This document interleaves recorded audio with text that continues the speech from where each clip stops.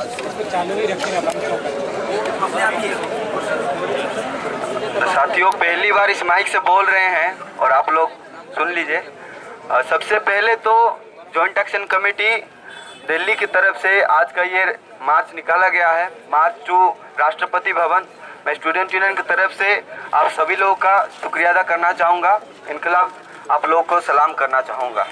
दोस्तों, सबसे पहले तो आप सभी लोगों का शुक्रगुजार करना चाहेंगे, क्योंकि पिछले दिनों जब जेएनयू के कुछ साथी जेल में थे, जेएनयू स्टूडेंट यूनियन के प्रेसिडेंट कॉमरेड उमर और अनिर्बान, इन लोग जब जेल में थे, इनके रिहाई के लिए आप लोगों ने जिस तरह का सॉलिडारिटी दिखाया, उसी तरह का सॉलिडारिटी जब एचयू में हमारे टीचर्स और साथी को जेल में रखाया गया, उनके रिहाई के लिए उस तरह का सॉलिडारिटी दिखाए। इसलिए आप सभी लोगों का मैं धन्यवाद करना चाहूँगा।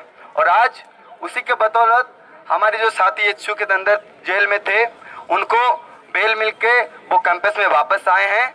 और वापस आने के बाद हम लोग देखते हैं कि वो वही लड़ाई जो बीच में हम लोगों को डिवाइड करने की कोशिश की गई, वही फिर से लड़ाई लड़ने के लिए आए हैं।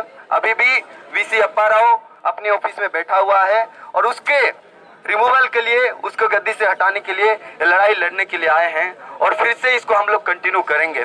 और साथ ही साथ इस बात को भी हम लोग याद रखते हैं कि जब हम लोग अपने कॉमरेड्स की रिहाई की बात करते हैं, तो जो लोग ये जो पूरा आंदोलन चला है स्टैंड विद एचयू का, उसके सॉलिडारिटी में खड़े हुए हैं, उनके ऊपर क्रैकडाउन हुआ है, उन पे दमन हुआ है। हम लोग जानते हैं कि केरला के अंदर जो कुछ साथी एचयू के सपोर्ट में प्रोटेस्ट कर रहे थे, एसआईओ के साथी, उनके ऊपर भी ब्रूटल लाठीचार्ज हुआ। उनको भी सेम जो कंस्पिरेसी रचा गया था जेएनयू के अंदर, वही कंस्पिरेसी के तहत उनको जेल में भर दिया गया और बोला गया कि ये लोग कुछ नारा लगाए हैं।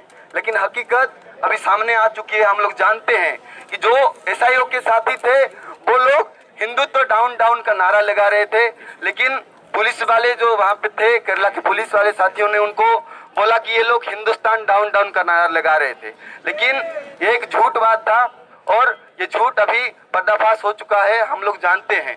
और साथ ही साथ और एक इंफॉर्मेशन के साथ मैं आप लोगों को ये इन्फॉर्म करना चाहूँगा कि पिछले दिनों जब जेएनयू और एचयू एफटीआई में जिस तरह का दमन हुआ, उसके सॉलिडारिटी में बहुत सारे लोग हमारे साथ खड़े हुए और उनमें से एक नाम था इरोम शर्मिला। इरोम शर्मिला पिछले बहुत सालों से वो आपदा के खिलाफ जो नॉर्थ ईस्ट में हो रही दमन और वहाँ पे जो जिस तरह का सप्रेशन चल रहा है, उसके खिलाफ वो लोग अपना आंदोलन चला रही थी। और उसी के चलते 2006 में उनके ऊपर एक केस थोपा गया और आज उस केस का हियरिंग था। और इस बात को हम लोग को अनाउंस करते खुशी होती है कि उस केस में इरोम शर्मिला को एक्विट किया गया है, उनको छूट मिली है और आज उनको इस केस से बारी कर दिया गया है। आज शाम को वो एक प्रोग्राम रखी है एसएयू में, वहाँ पे प्रोग्राम होगा। हम लोग चाहेंगे कि सभी लोग उस पर भी जाएं। लेकिन दोस्तों, कुछ बातों के साथ मैं अपनी बात को खत्म करूंगा कि जब हम लोग स्टैंड विद जेएनयू और स्टैंड विद एचयू का नारा लगा रहे थे, कुछ लोग हमारे जो यूनिटी है उसको ब्रेक करने की एकदम से कोशिश किए, हमारे जो यूनिटी और सॉलिडारिटी है उसको तोड़ने की कोशिश किए।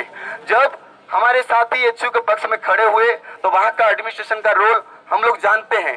वो लोग वहाँ पे जो स्टूडेंट्स होते हैं उनके अंदर भी दरार पैदा करने के लिए वो लोग पूरा साजिश करते हैं।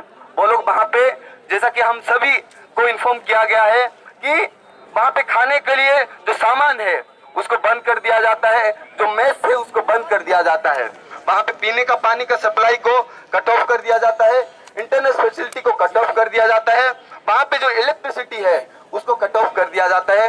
लोग जो बाहर से आकर के उनको फूड और वाटर सप्लाई करने के लिए कोशिश करते हैं, उनको भी कट ऑफ कर दिया जाता है। लेकिन यहाँ से हम लोग बोलना चाहते हैं कि आप खाने का सामान, पानी और जो इलेक्ट्रिसिटी है उसको कट ऑफ कर सकते हैं, लेकिन हमारे जो सॉलिडारिटी है एचयू के पक्ष में उसको कट ऑफ नहीं कर सकते हैं। हमारे जो सॉलिडारिटी है एचयू के तमाम सारे साथियों के पक्ष में उसको आप लोग कट ऑफ नहीं कर सकते हैं। दोस्तों, हम लोग कल गए थे एनएचआरसी पे जाकर के जिस तरह का दमन हुआ था एचयू में, उसके बारे में हम लोग रिपोर्टिंग किए और हम लोग आए। और उसी तरह से जिस तरह से पिछले दिनों Telangana state human rights commission का रवैया था, वही सेम चीजें दोहराई गई। जो यूनिवर्सिटी ऑफ हैदराबाद का जो रोल रहा था पूरे दमन में, उसको एक मैंने एकदम क्लीन चिट दे दिया गया था। और कल हम लोग जब NHRC में गए थे तो वही सेम चीजें हम लोग को देखने को मिली। हम लोगों को जो ह्यूमन राइट्स वायलेशन है स्टूडेंट्स का, टीचर्स का और वहां के साथियों का, उस पर उन लोग को इन्फॉर्मेशन नहीं था, लेकिन हम लोग उनको इन्फॉर्म किए। और इसी दौरान वो लोग बोल रहे थे कि आप जो स्टूडेंट्स हैं, आप जो प्रोटेस्ट करते हैं, थोड़ा सोच समझ करके क्या कीजिए, क्योंकि आपके फ्यूचर के लिए ये खराब बात होती है। आपके फ्यूचर के लिए ये ठीक नहीं होता है, क्योंकि आने वाले दिनों में आपको जॉब अप्लाई करना है, आने वाले दिनों में आपको पासपोर्ट के लिए अप्लाई करना है और बाहर जाना है। ये बात हमको बोला गया, लेकिन हम लोग वहीं पे NHRC पे बोले कि हम लोगों को पासपोर्ट की जरूरत नहीं है, हम लोगों को कोई भी पासपोर्ट नहीं चाहिए। हम लोग बाहर इसी बात के लिए नहीं जाएंगे कि हम लोग को पढ़ाई करना है। पासपोर्ट अगर किसी को चाहिए तो नरेंद्र मोदी साहब और बीजेपी के नेता को चाहिए।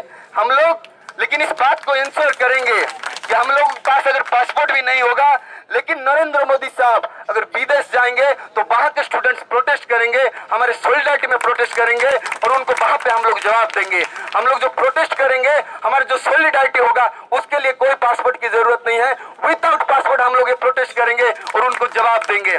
दोस्तों, अभी ये जो पूरा आंदोलन चल रहा है, इसी के चलते हम लोग जब रोहित का इंस्टीट्यूशनल मर्डर हुआ, काफी बार मार्च किए थे, MHRD गए थे, UGC गए थे और तमाम सारे तो पुलिस स्टेशन जो जिसपे हम लोग को ब्रूटल लाठीचार्ज हुआ था, उस पुलिस स्टेशन के सामने भी हम लोग धरना प्रदर्शन किए।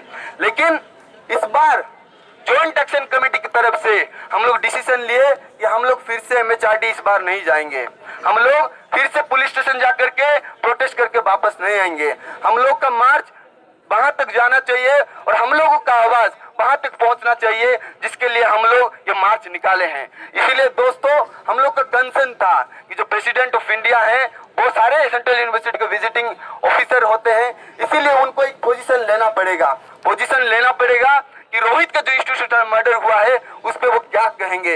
इस देश के इलेक्टेड प्राइम मिनिस्टर, एक देश का नौजवान जो दलित समुदाय से था, उसका इंस्टीट्यूशनल मर्डर पे चुप्पी साधे हुए हैं। लेकिन इस देश के राष्ट्रपति को इस बात का जवाब देना पड़ेगा कि अभी भी जो लोग इसके लिए जिम्मेवार हैं, उसका रिस्पॉन्सिबिलिटी लेंगे कि नहीं और उनके खिलाफ कार्रवाई होंगे कि नहीं। अगर राष्ट्रपति खुद को महामहिम कहते हैं तो इस बात को प्रूव करना पड़ेगा कि रोहित विमला के मां के साथ वो खड़े होंगे कि नहीं।